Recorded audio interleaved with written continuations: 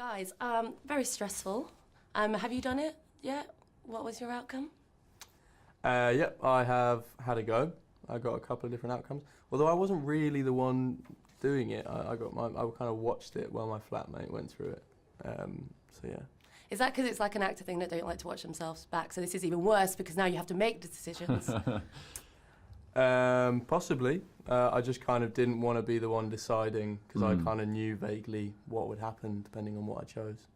When you were making it, was there a kind of central narrative? You knew that this is the direction of the film and then you did branches out. How was it when you were shooting it? I'm just trying to, the logistics of it. Yeah, kind of.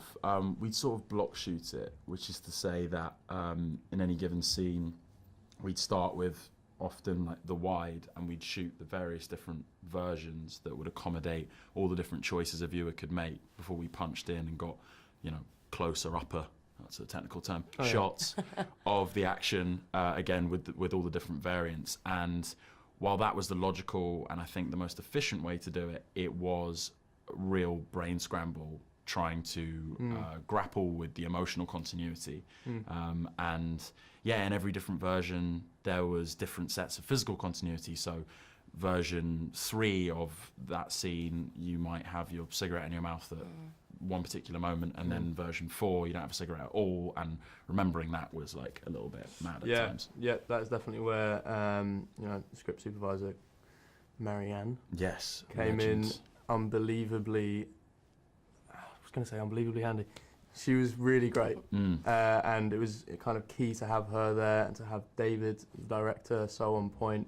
Everyone involved really kind of pushed to make sure that we had the luxury of them telling us where we were in the script and in the versions of the script. So, yeah. I kind of, when I was watching it, I felt like I was being quite abusive because there's like scenes in it where I have to choose whether someone dies and then there's no other choice but someone has to die. Like, I suppose that kind of moral responsibility of the audience, like, do you think that is a kind of direction we should be going with entertainment? Because I feel like it could go down this like slippery slope of where does it end? Like, Marathon Man is like made in 2019. Are we going to have this kind of really kind of violent way of absorbing entertainment? I think that it's good that this episode does this to the audience and that you are forced to choose, because it does make you think about your actions and really think about the information you're taking in rather than just blindly accepting whatever's thrown at you. And it means you have to focus. It means you can't kind of be on your phone or whatever while you're watching it.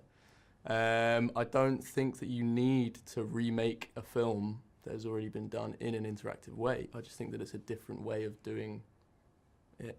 That's so true. I think it encourages people to not consume passively and actually take a more kind of active and mindful role in engaging with media.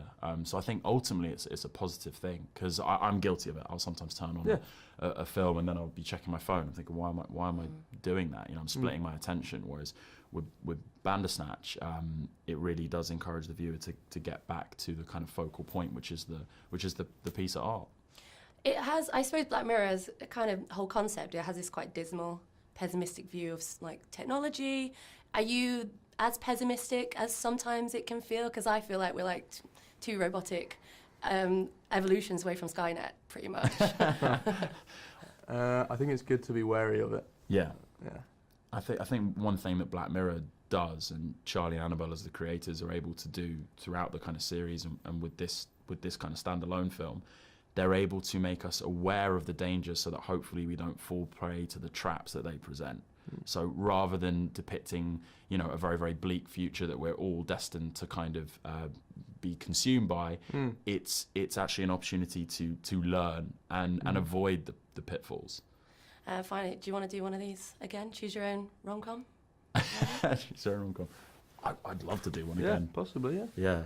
Maybe need a bit of a break between this one and the next one, because the mental energy it requires is mad. But also, we were the guinea pigs. That's so true. I think that it'll take a while for people to find out how long it takes and everything else to shoot this kind of thing. That's true. Well, thank you so much.